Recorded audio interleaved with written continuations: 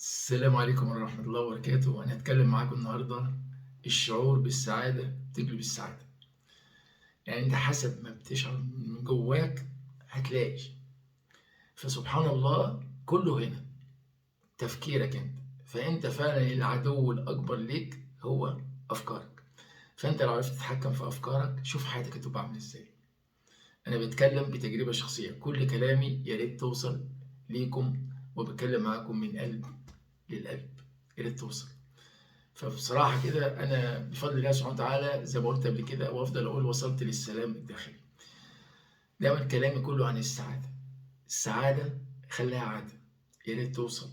فأنت المتحكم في حياتك، أي حاجة بتحصل ليك أنت المسؤول، أنت المسؤول عن حياتك، أنت المسؤول عن تفكيرك، أنت المسؤول عن مشاعرك، مش حد تاني.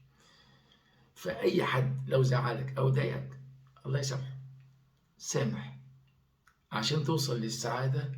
سامح، تقبل، طنش، تعش، هتحس براحة بال.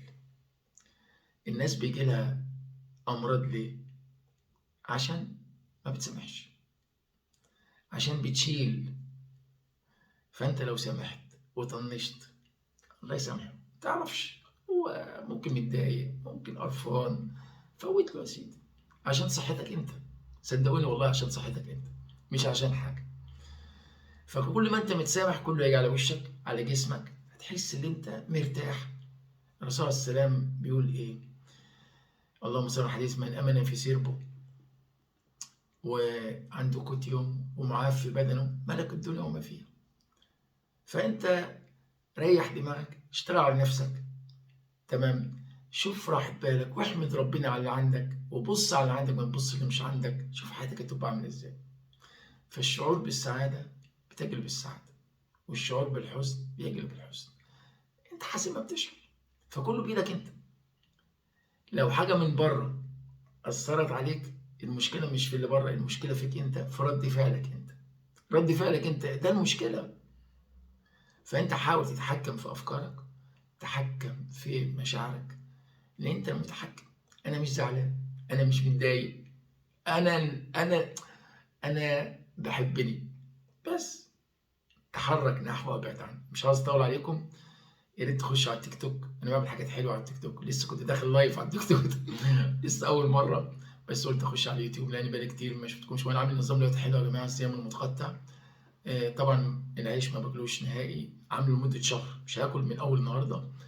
الحمد لله كنت صايم النهارده صيام عادي، فطرت سلطه بس، سلطه، يعني خدت فاكهه تمر وفاكهه وبعدين طبق سلطه فقط، تمام. وقبل ما انام زبدية كده وخلاص على كده ان شاء الله. وافضل من الصبح للساعه 12 ميه، ومن 12 ل 8 باكل اكل، اكل كله صحي، سمك، صدور فراخ، خضروات، سلطه، بس طبعا مفيش عيش. اللحمه الحمراء بقلل منها جدا جدا. الرياضه، شرب الميه كتير، تفضل شباب على طول، لان الشباب شباب القلب وشباب الروح، تمام، مش الجسد. الجسد ده مش مشكلة، المهم اشتغل على نفسك وحب نفسك وقدرها، والشعور بالسعادة بتجلب السعادة. حتى مرة، السلام عليكم.